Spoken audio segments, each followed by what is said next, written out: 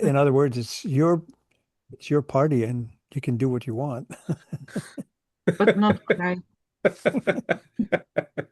while Oh you boy, want yeah, to. that's going to be an interesting session. And yes, it is a party. And welcome to High Vibe Channeling for this April 12th, 2026. We are blessed to have Serge and Kris amongst us once more. And a little about Serge. For over 4 decades, he and Kris have been teaching hundreds, mastering mindfulness, conscious creation, and the law of attraction through their unique coaching sessions, which exceed the limits of traditional teaching and consultations. Serge is a certified hypnotherapist, NLP practitioner, and a certified life coach, which he says makes him certified. Certifiable, maybe, I don't know. Certifiable. And they work together to instill transformative change for individuals across diverse backgrounds and parts of the planet, with Kris's insights and compassion at the forefront. And you can find out more about Serge and Kris at their website, channelingkris, KRIS.com, and see information about his classes and his bio and the blog and other offerings as well. And it's always a treat. And thank you once again for coming with us, or to us, Serge, and for Kris as well. And anything you'd like to add, help yourself, and we'll just sit back and be amazed. Thank you. Thank you. I actually quite enjoy these little get-togethers. It's like another family that I didn't know I had. So it makes it warm. And whether there's just a few or a lot more, that's fine by me. I enjoy it all. And I'll just let the old man in. I never know if he appreciates that or not, but I take it he's much older than me. Yeah, I can ask you.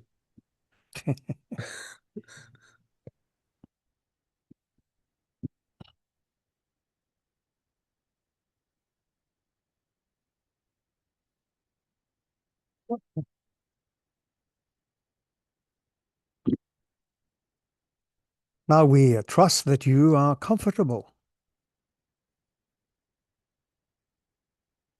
Yes.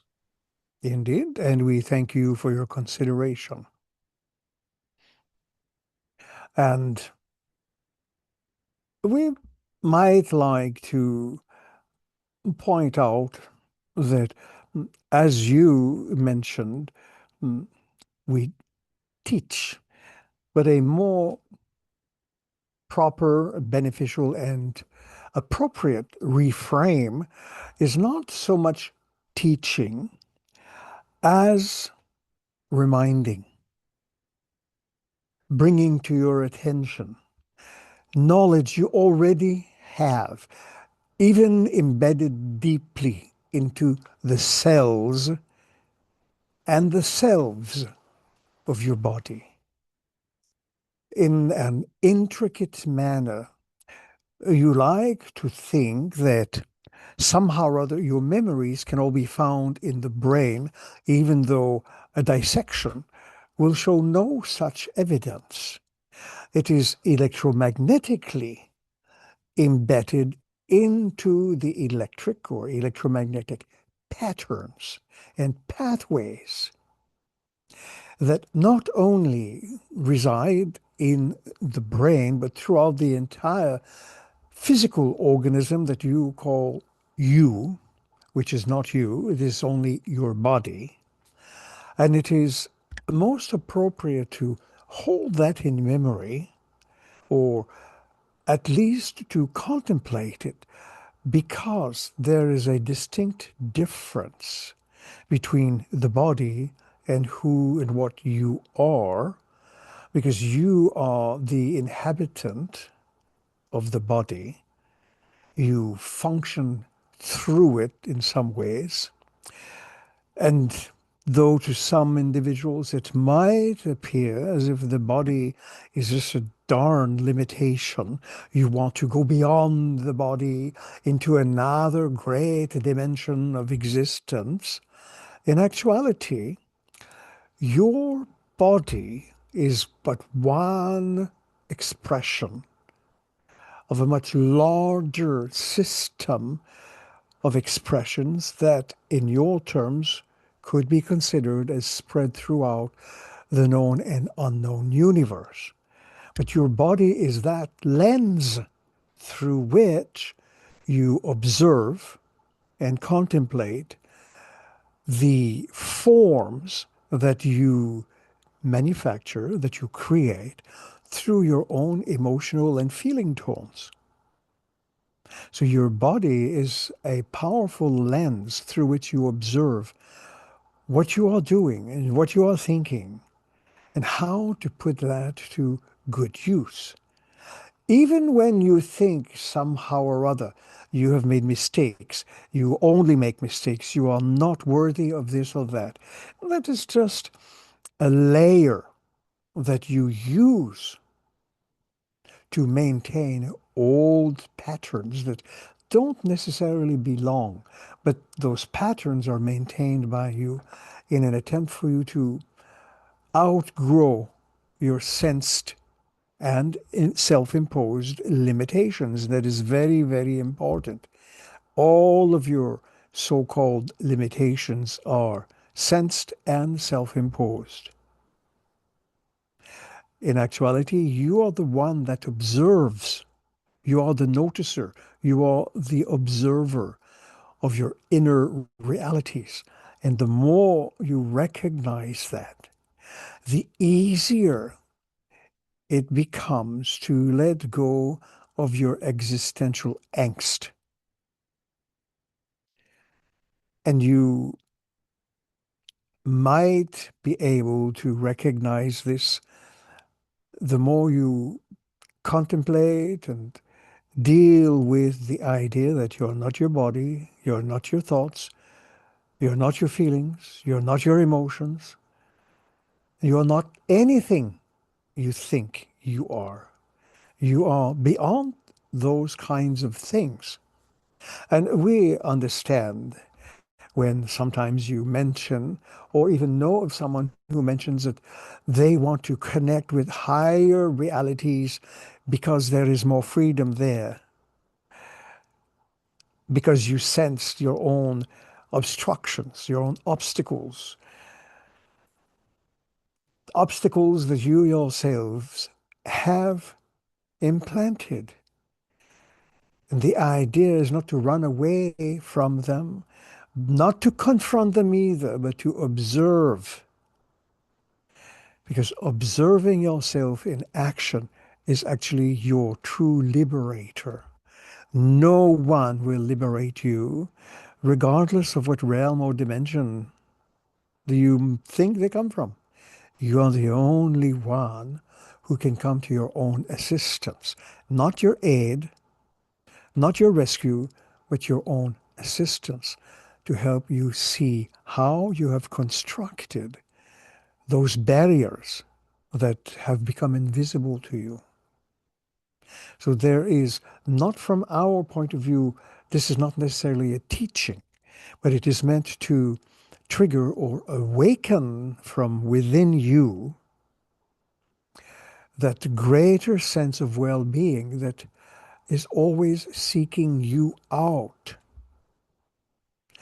And that is also one of the great keys of so-called liberation. Stop hunting for it. Stop searching for means to feel liberated, and instead invite that sense of freedom that you think you do not have. By invitation, it will be responded. You might even start thinking and reframing your existence in a way that you don't experience that restraint. And interestingly enough, Ray's friends have mentioned they might like to address dreams. And this is a great tool for you to contemplate using. Because in the dream state, you are far less bothered, far less anxious about your self-imposed limitations. So your sense of free will is more expansive, and you can observe yourself from another platform, looking at the world that you create through the symbols and images that show up in your dreams, through the feeling tones that pop up as leftovers from your dream experience. And in this way, recognize that you, as the movie goes, you have always had the answers, my dear. Can you guess what movie that's from? I could guess, but Anita? Wizard of Oz?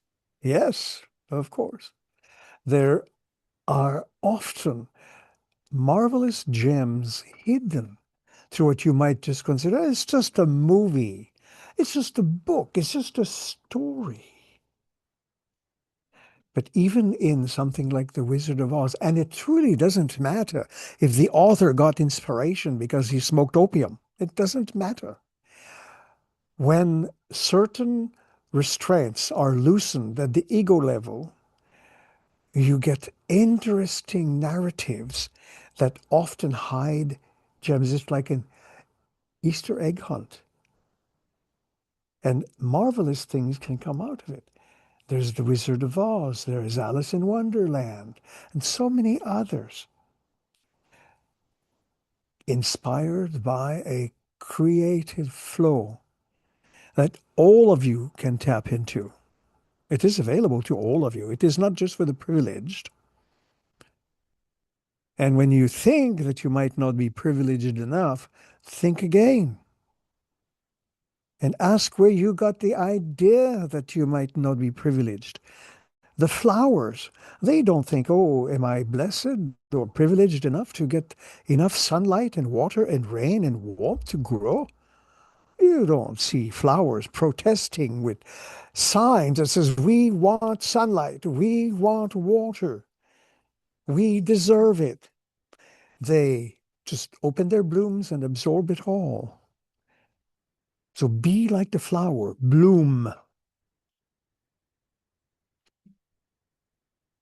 Now, might that inspire some inquiries or perhaps observations?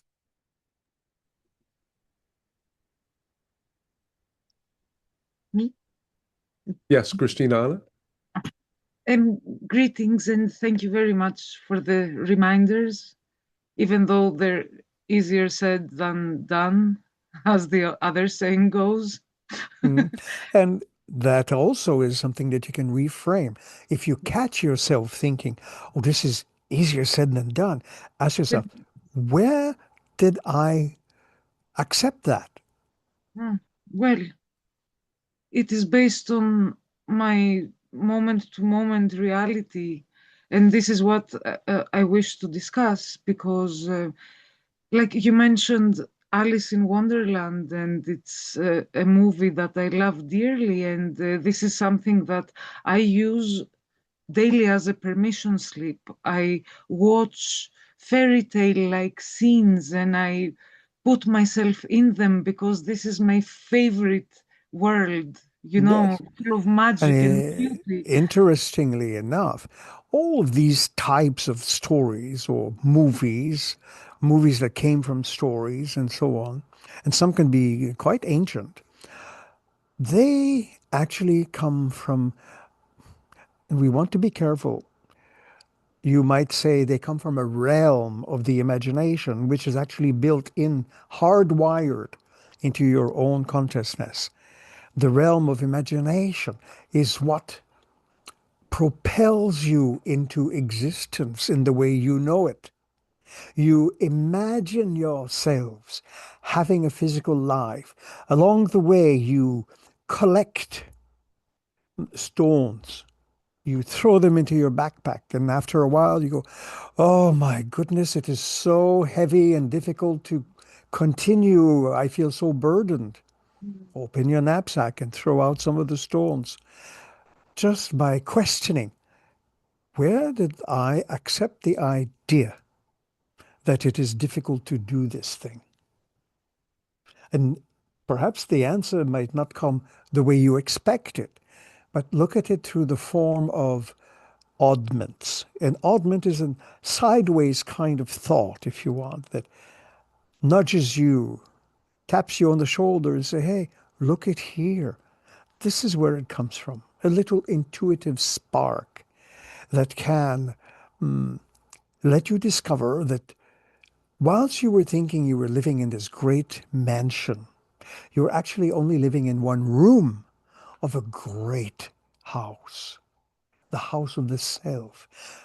And all of a sudden you see, there is a little door I never noticed before. Let me look in there. No, there might not be any white rabbit, but there might be soft whispers that say, come inside and see what else is available to you in terms of imagination, because you use your imagination.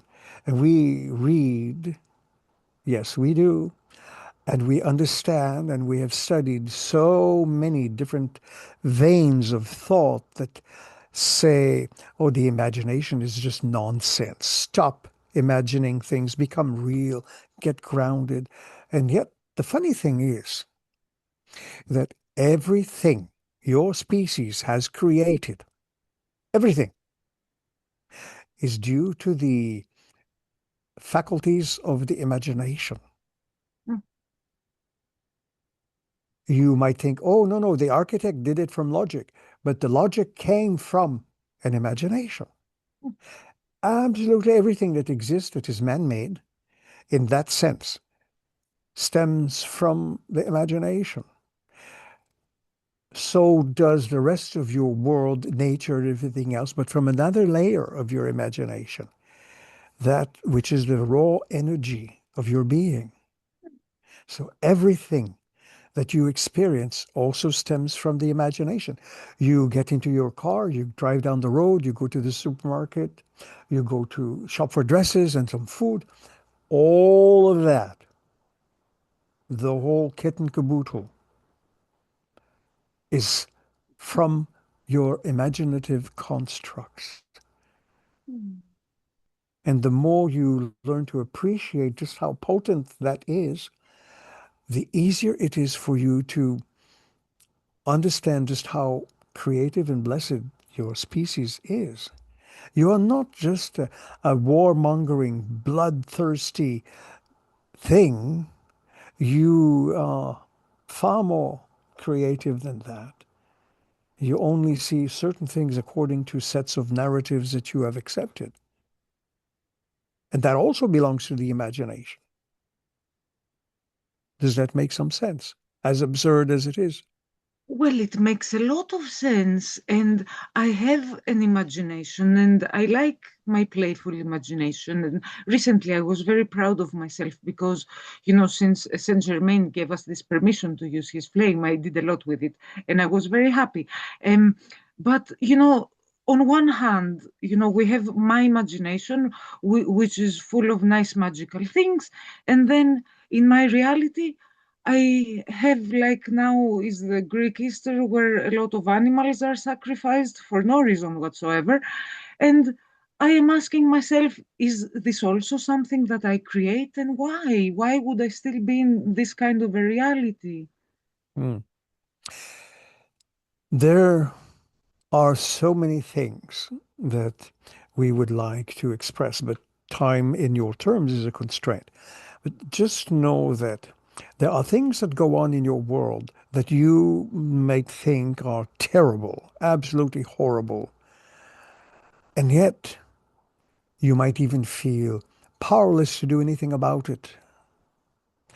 And that stems from particular narratives or beliefs that you have accepted, not just you, but everyone, to a certain degree, where You feel powerless. You feel without power. So therefore, you watch others suffer as if you can't do anything about it.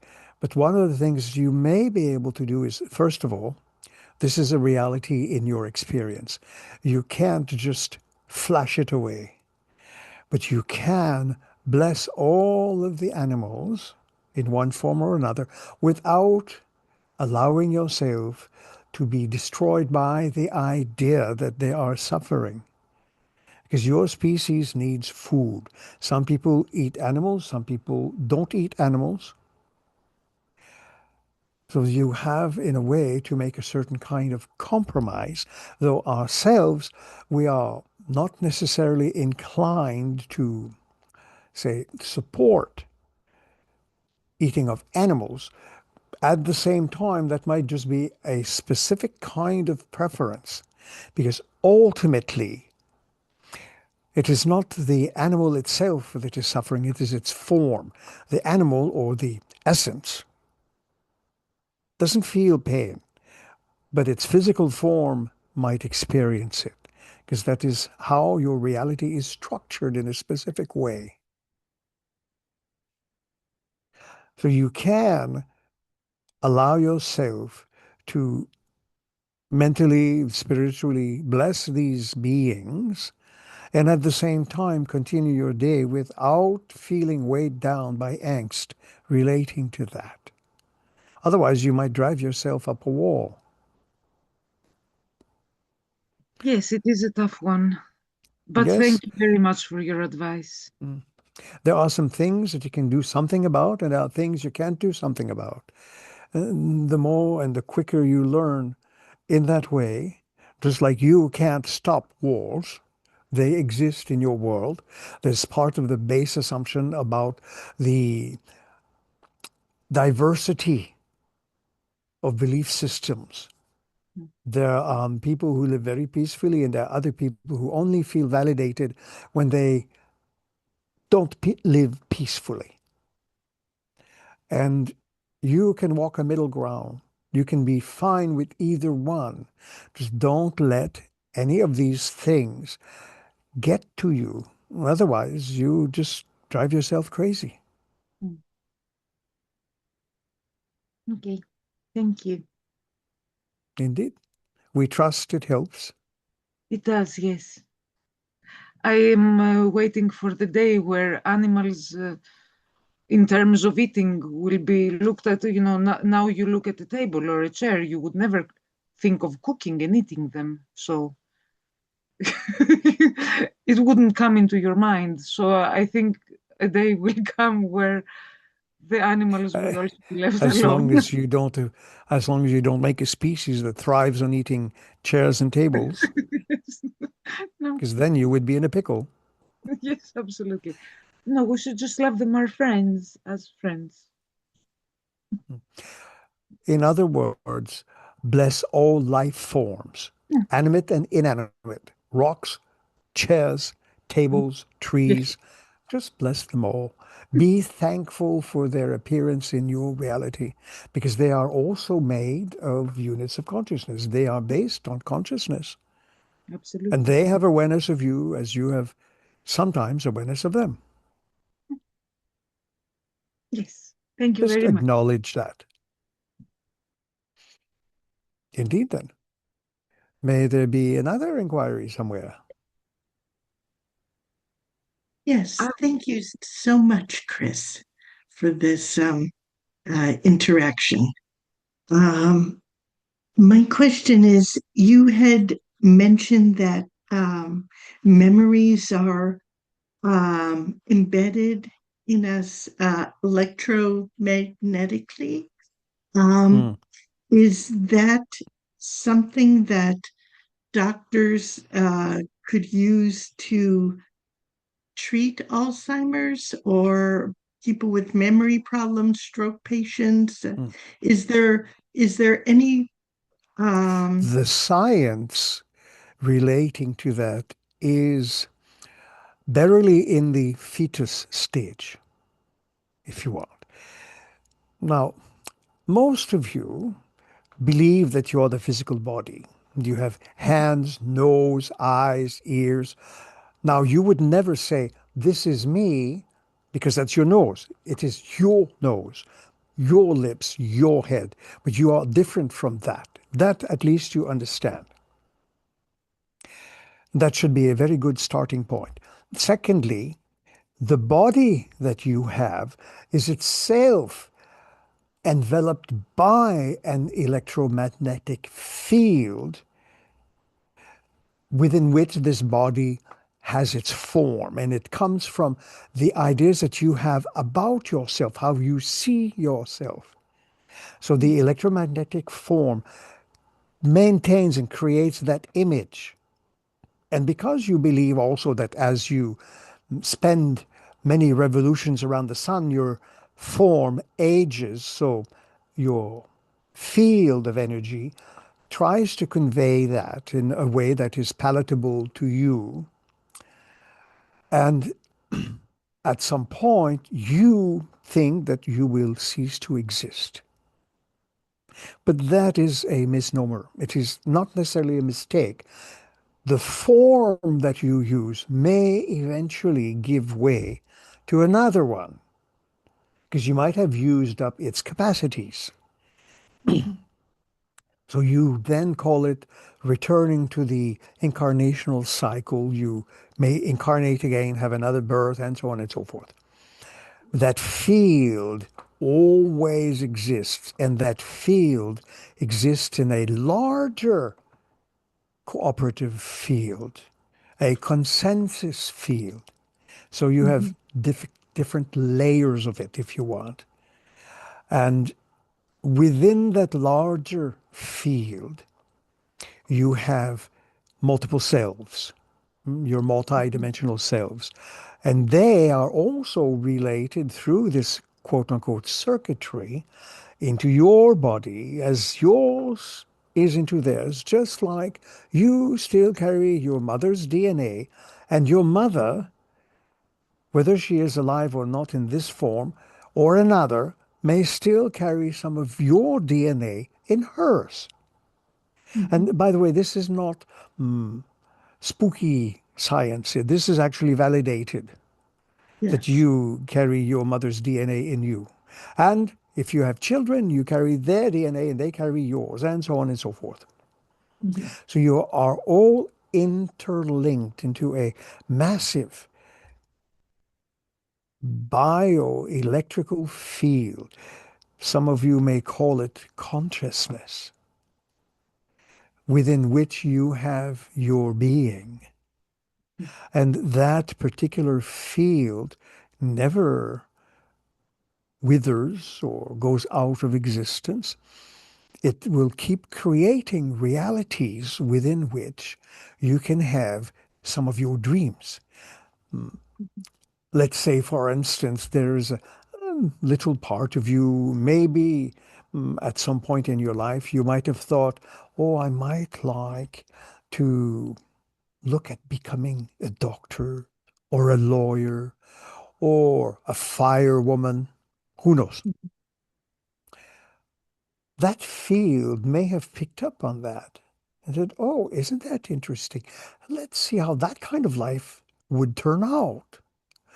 Mhm. So you would call it having a probable self, another reality where you exist, but as an individual, perhaps a doctor, male, female, or lawyer, or fireman, firewoman, doesn't matter. You call it Mhm. multidimensional lives.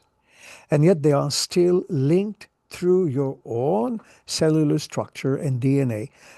The important thing to remember is that you are the primary essential force in your experience. Okay. No other lives takes over Mhm. yours. That just doesn't happen. Mhm. We know that in the 80s, it was a very popular thing to have what they call walk-ins. And it's still you, just slightly different, but still you. Mhm. So you have this innate capacity to follow the breadcrumbs, if you like, the little breadcrumbs of energy or consciousness. And you can, from this life, using your imagination and dreams, perhaps contemplate, oh, I remember when I was young, I thought of becoming a race horse person. I wonder whatever happened to that little girl. And you might be able to suddenly get little feedback, little images, feelings, and so on. Mhm. Many years back, perhaps 20 or less, Joseph had an interesting oddment, this interesting thought, because he's a very good cook. He never took lessons, and he ran large commercial kitchens at some point, cooking sometimes for 500 people or more.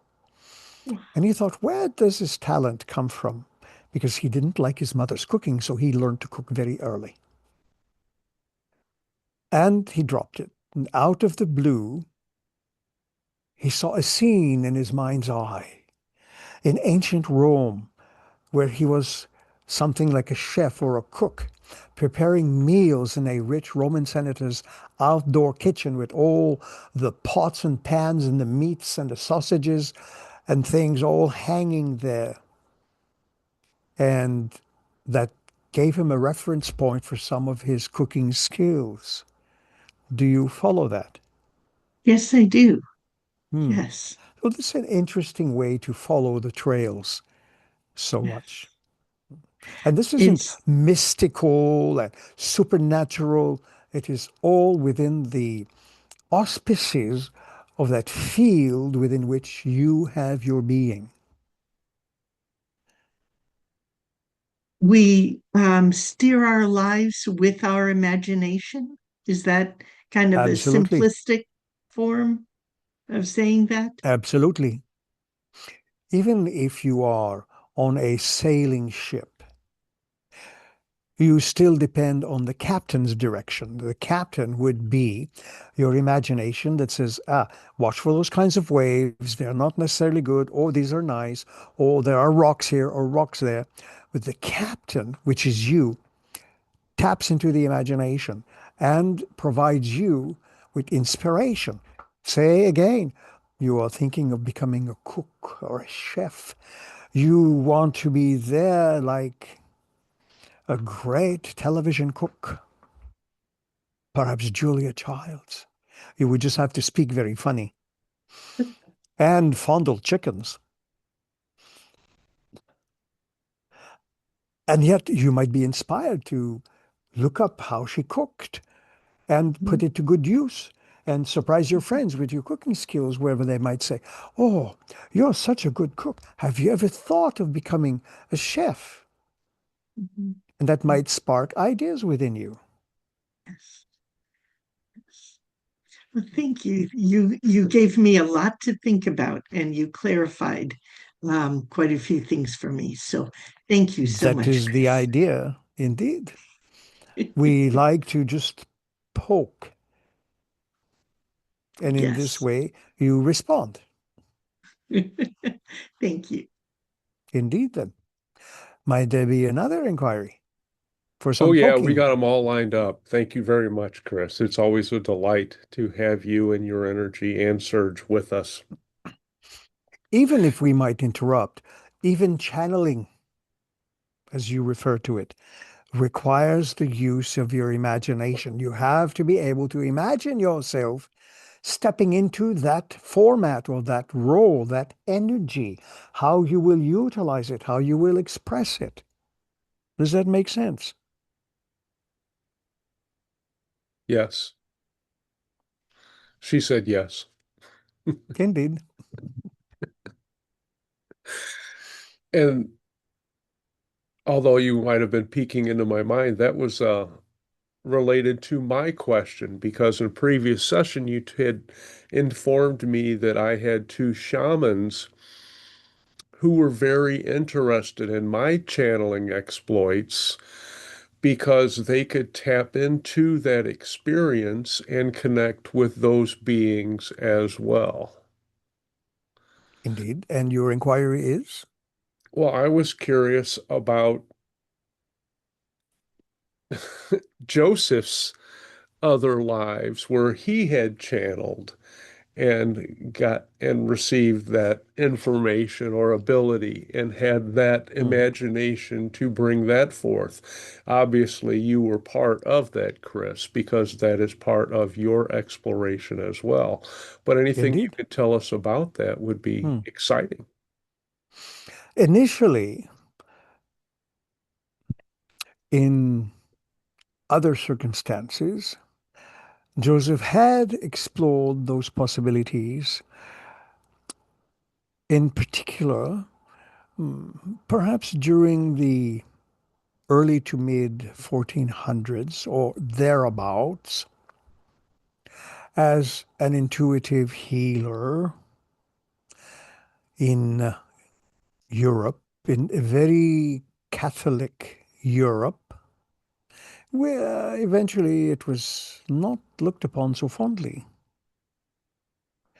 And Joseph, being Joseph, sometimes very defiant, mm,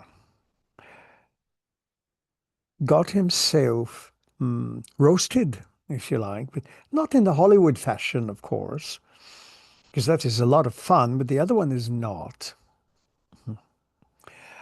And in some ways, it required a great deal of intestinal fortitude, or as you call it, guts, to create certain circumstances in this present lifetime, in what he refers to as his youthful days, wherein he was almost left, not necessarily, but almost left without a choice.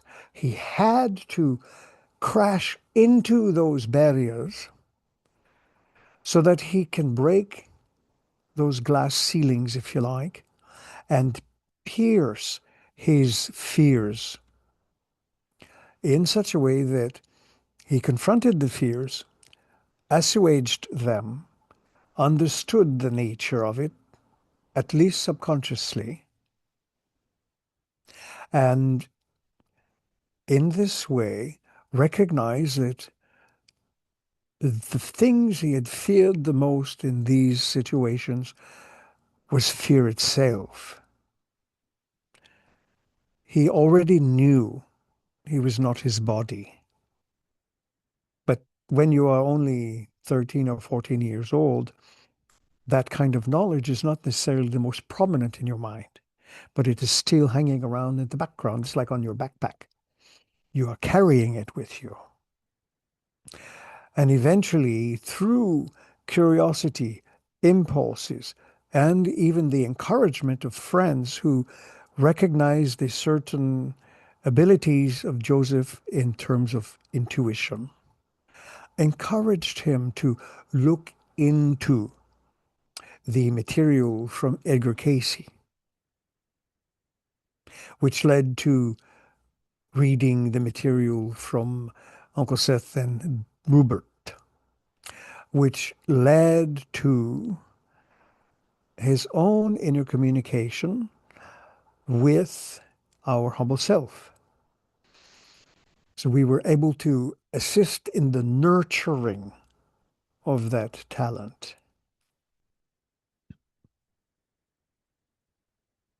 That's very exciting because, and I was wondering where Seth fit in there because Hmm. obviously you have termed him Joseph, and I'm not sure if like S Seth had Rupert and Joseph for Yes. Jane and Rob, if that was Now, related. that is also interesting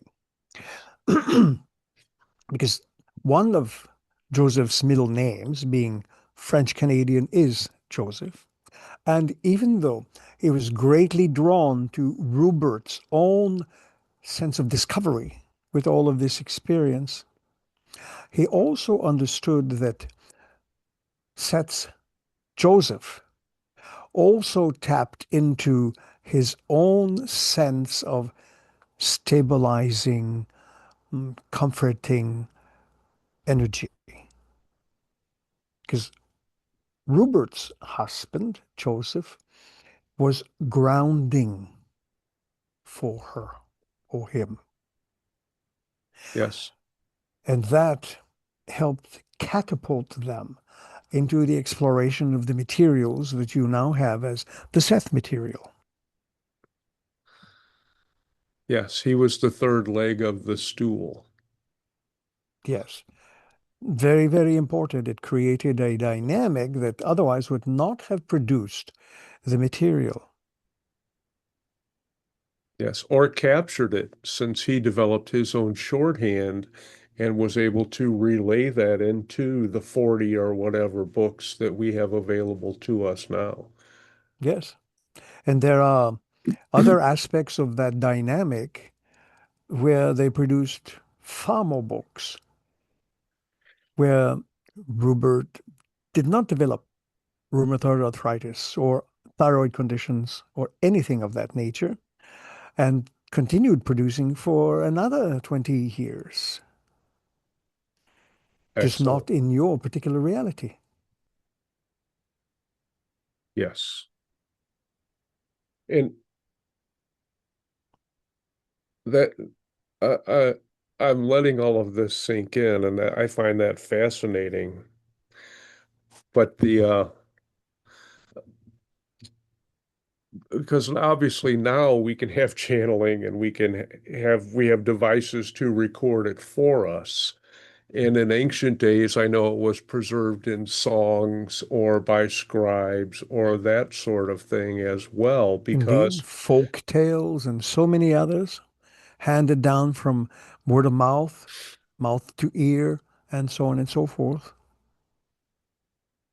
okay, um, I'm I'm curious about the uh, in my understanding, the Atlantean, some of the Atlantean priests brought their knowledge to various parts of the world, and then it was basically kept in cults or that sort of thing, or selected organizations, like the one that we have, its name escapes me now.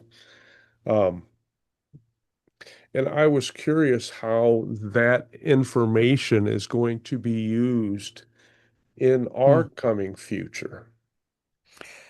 That is the interesting thing about human beings and human culture. When a group of people acquire a certain quote unquote teaching, spiritual or otherwise, the tendency is to institutionalize it, to archive it, sometimes to quote unquote clean it up so that it becomes homogenized, leaving out sometimes some very good details so that it conforms to the ideas of the group and or cult. It is actually human nature. The deeper material, the deeper information actually is embedded deep inside your cells. So for instance, some time back, they discovered the Essene writings, which were themselves translations of ancient and even more ancient Atlantean and even Lemurian cultures and a few others, because that ancient world had a great deal of trafficking not just in goods, not just in precious things like gold and silk, but also in information.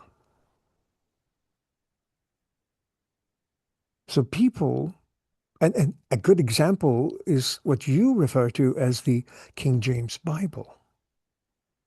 In fact, were you to read some of the most ancient texts along those lines, you would discover that the King James Bible is perhaps a bastardization of teachings that are so ancient. It has been twisted, if you like, to fit the narratives of the times. So this is also natural and endemic to your human species. You want to homogenize and pasteurize everything to fit certain ideals, and then use it to manipulate or control other groups. That is just the way it is. But then there are little circles like yours and many others around the globe who are, along with things like Uncle Seth and so on, trying to communicate as clearly as possible some of the more ancient veins of that knowledge that has not been cut up, that has not been left on the cutting room floor either. It doesn't mean it's all pure and original because some entity says so. What is pure and original, however, is, first of all, you are not your body. You are not your mind. You are not your thoughts. You are not your emotions, nor your feelings. You are the observer. That is, if you study all the ancient teachings, from the most ancient to even modern philosophies, you will see the baseline is this,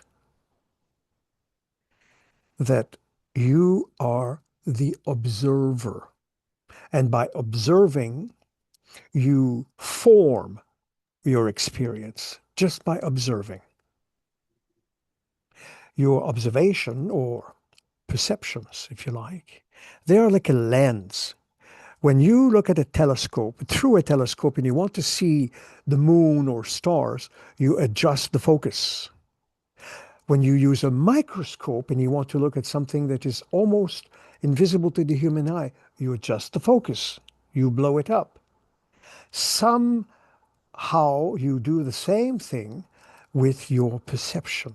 You zoom in on certain things to exclude others, and this becomes the basis of your reality energy. Thank you. That was really detailed. And I know that, that information, like you say, it's been stored, and we'll get the entire history of the Masonic Lodge and that information and its origination in our linear time after open contact, when all of those secrets are revealed. And I'm kind of looking forward to that, but you established a great way so I could conceptualize how that information has been perpetuated into our current day, those undercurrents. In fact, it is the safest place to store it in your consciousness. You just need a reminder that it is there and to invite it. Searching for it, you will keep trying to find it outside yourselves. But inviting it may allow it to reveal itself to you, which is a very, very different ball of wax. Excellent. Anita, please.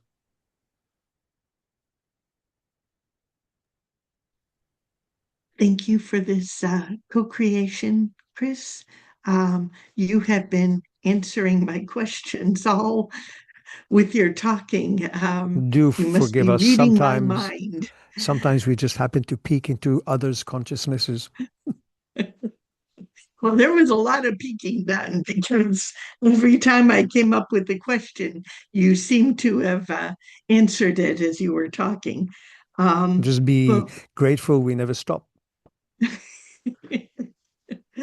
um, Now, go ahead. one thing I'm curious about is, are we able to, or is there with our imagination or something, lengthen our life, especially lengthen our body's health and capacity to live a healthful, long life?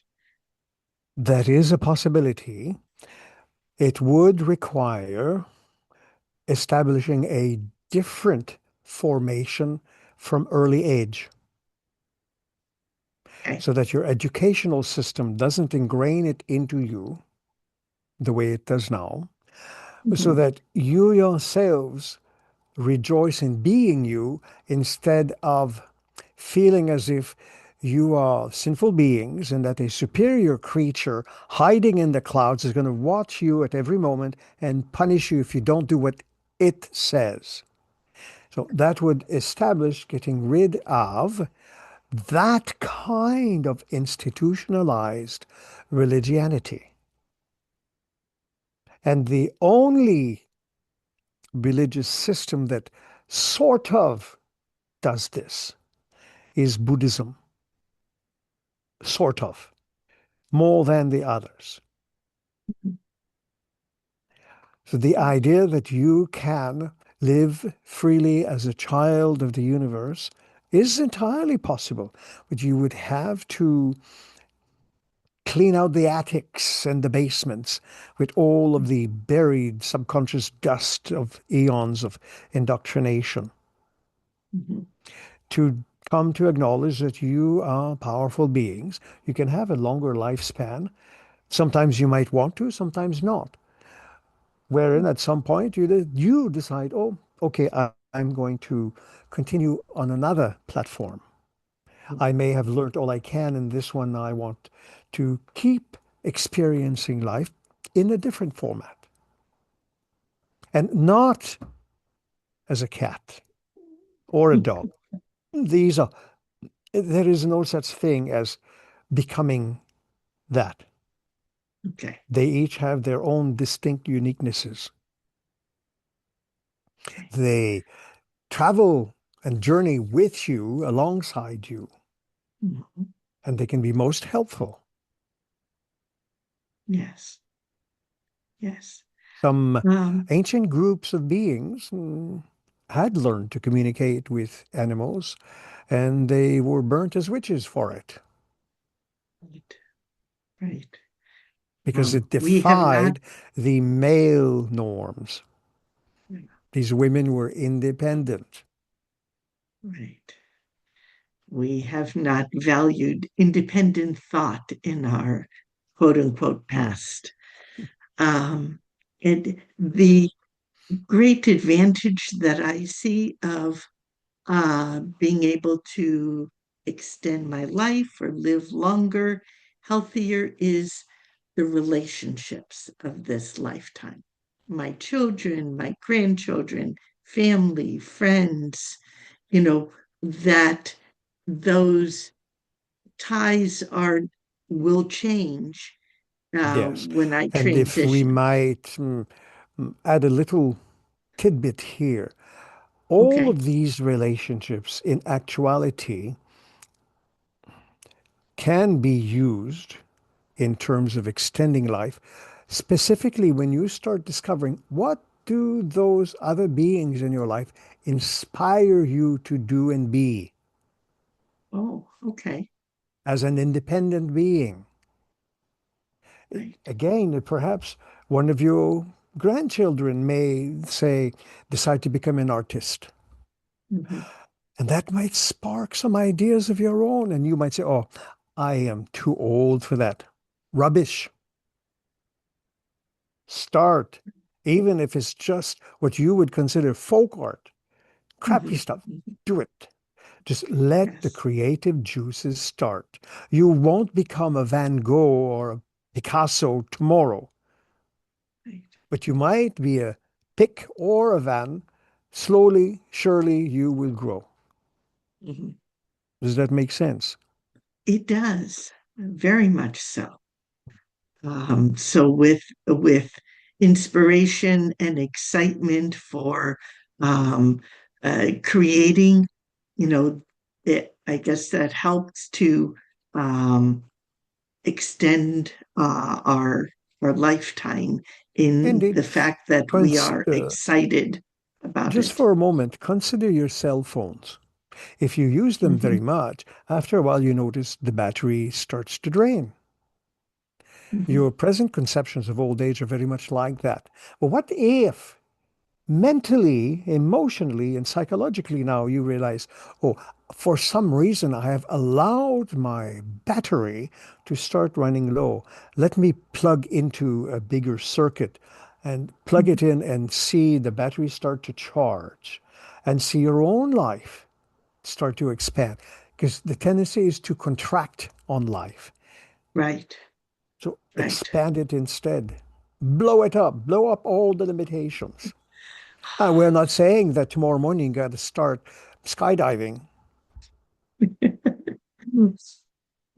but explore the possibilities that you are never too old to enjoy life and have fun. Yes, yes.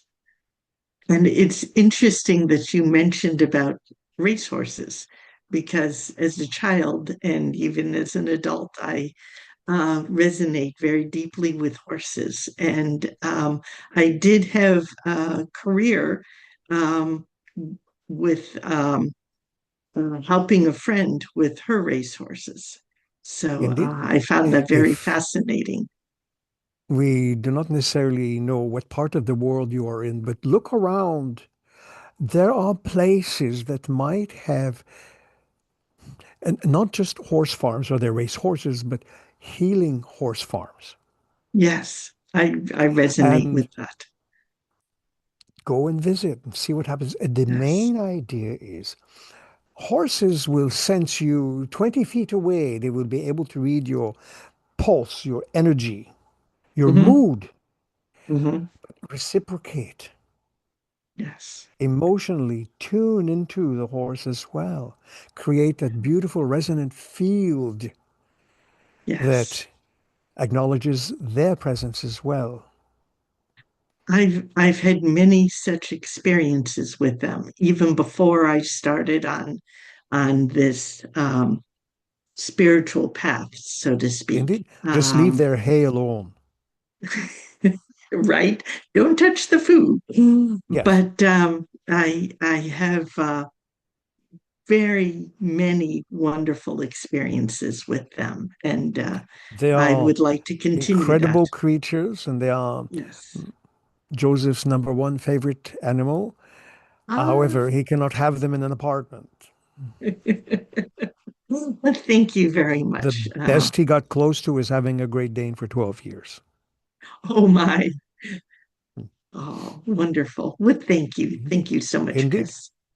Now, we believe that we might be holding up the exchange. No, not at all. Hmm. This is fascinating. Take all the Indeed. time you need. And we do have one more question. If you could fit that in, please, Kris. Indeed. Thank you. Hello again. You mentioned before Joseph's past, well, parallel life, and I find this topic so fascinating. And we also had a discussion earlier about languages, and there's been this massive change in my life this past few months that I'm drawn to Chinese culture, and I've started looking into the Chinese language, which I would have never imagined a year ago. And I know I have parallel lives in China. So I was wondering if you could tell me Hmm. anything more about So them. And let's try to reframe parallel lives Hmm, because the ask. mind, the intellect, the ego love to classify everything. You have past lives, present lives, future lives, parallel lives, probable lives, and so on. In actuality, all of these lives exist now. Hmm, And you quite likely tapped into the life that you tap into is indeed Chinese, perhaps Cantonese to be a little more precise. And there are actually two. One of them in particular is a young girl, very young, who loves to fancy herself as perhaps a young princess or daughter of an emperor, loves to dress in the fanciest garbs, even if they are tatters. For her, they are the fancy garbs of a high socialite. And she may not realize that in some ways she is tapping into you unconsciously or subconsciously. We don't necessarily like the word unconscious, but subconsciously. Some of her experiences tap into you because you have such an empathetic nature. And she feels very much that somehow or other her life has meaning. Now, in reality, that child lives in a rather impoverished environment, but her strength of imagination is so strong that it will catapult her into a kind of different life where she's not going to allow events, conditions, or circumstances of her upbringing limit her in any way. Does that make some sense? Yes, and it's So you kind of wonderful. Yes, feed off each other. excellent. I do that here as well, because now my flat is not very luxurious, but I still see it as a kind of a palace. What you described, I do here as well. Yeah, Indeed. thank you very much. Now, perhaps we can return Joseph to your lovely present selves, wherever Yes. you exist in time and space. And we thank you for your consideration and kindness. And thank you for your wonder and information, wisdom, and delighting us. Thank you, Kris. Indeed.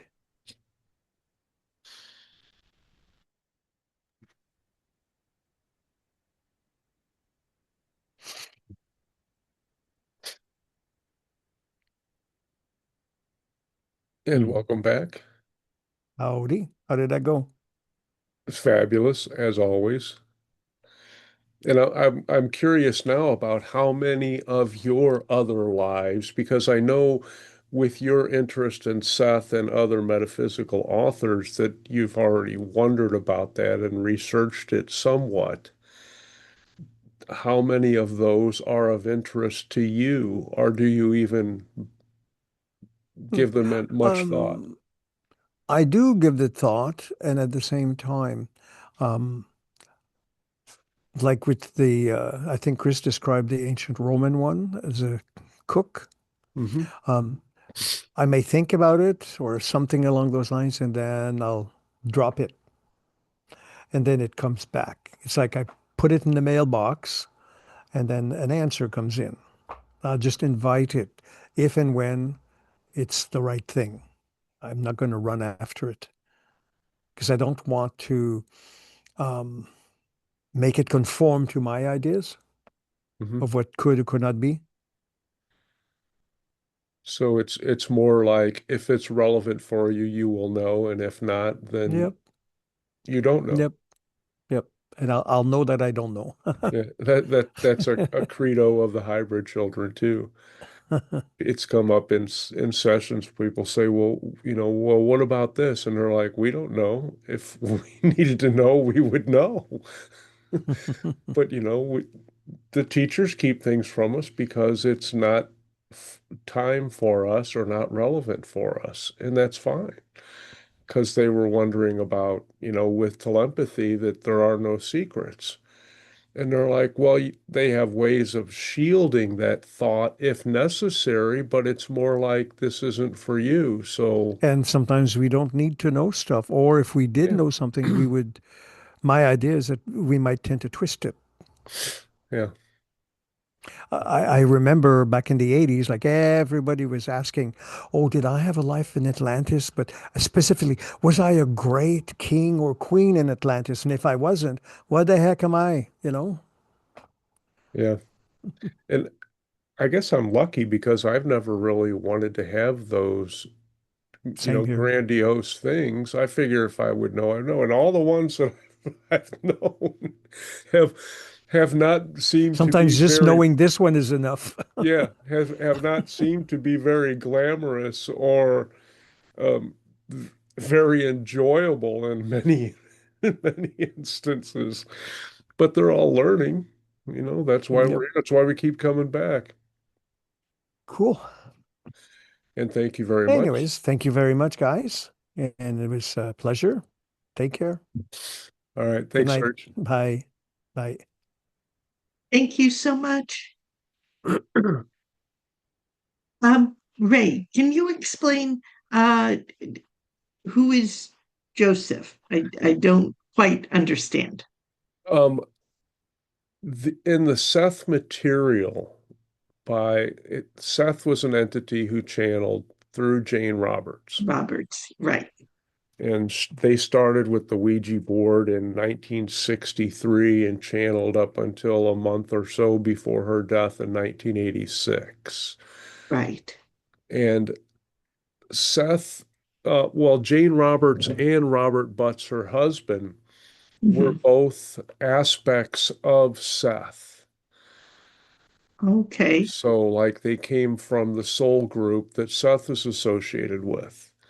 Okay. And because of that, he was able to communicate quite clearly and guide her through impulses into a reality where that information would be released to the population at large. But Mm. he knew them as Rupert is the Okay. energetic name that he had for Jane Roberts. And Ah. Joseph was the name he knew Robert Butts by. So Oh, that's what okay. he used, and he deliberately used other names so people would, one, they would have to be interested in the material to get that information, but two, to remind us that we are not one person. We are not one Right. identity. We Right. have a multitude of lives, not only as human, but as many other things. So that's And that. and Serge is part of the soul group of that No, of well, them. that's his middle name is Joseph, Oh my but we goodness. didn't ask how, that was one of my questions I was going to ask, but we kind of ran out of time about how he got that name Joseph. And he kind of Right. remarked on that, well, that's Serge's middle name, Middle name. but Right. it means something to him. So, Hmm. Interesting. yeah, we can take, well, Interesting. we can table that for next time. Right. Fun and good times. And no, Christina, you did not keep me from asking my question. You don't have to feel, why? You got to enjoy yours and look at all the information that you got. That is No, more that was pleasing really to me. nice. Because now I can actively try and connect more and send more energy to that other. Yes. Mine is very exciting. Yes. You got to tell us about it as you do that. If you get more impressions or dreams Mm, of her, yes. that would be very interesting, Christiana. Mm. Yes. We're so many people. Okay. I'm going to go ahead and wrap this session up.